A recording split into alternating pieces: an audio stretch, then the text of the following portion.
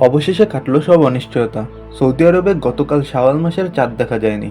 এর মানে হলো মধ্যপ্রাচ্যে এবার রমজান মাস পূর্ণ হচ্ছে ৩০ দিনে। তাহলে শুক্রবার কি সৌদি আরবে ঈদ হচ্ছে? উত্তর হচ্ছে হ্যাঁ। কিন্তু এই সিদ্ধান্তের পর বাংলাদেশের ঈদ নিয়ে যে বড় আপডেটটি এসেছে তা জানলে আপনিও অবাক হবেন। গতকাল বুধবার সন্ধ্যায় সৌদি আরবের সুপ্রিম কোর্ট এবং চাঁদ দেখা কমিটি দীর্ঘক্ষণ অপেক্ষা করেও আকাশে শাওয়াল মাসের চাঁদের কোনো দেখা পাননি।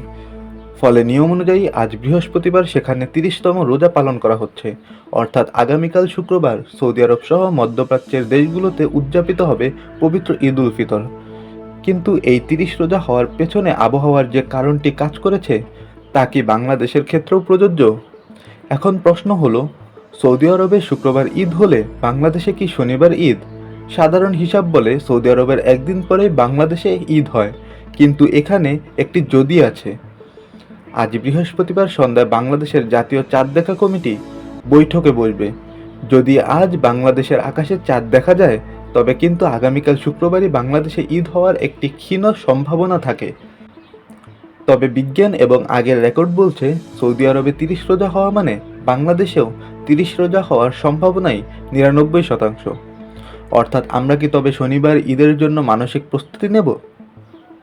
আপনার এলাকায় আজ আকাশের অবস্থা কেমন? মেঘলা নাকি পরিষ্কার? কমেন্টে আমাদের জানান। আর আপনি কি চান ৩০ রোজা পূর্ণ হোক নাকি কালই ঈদ হয়ে যাক?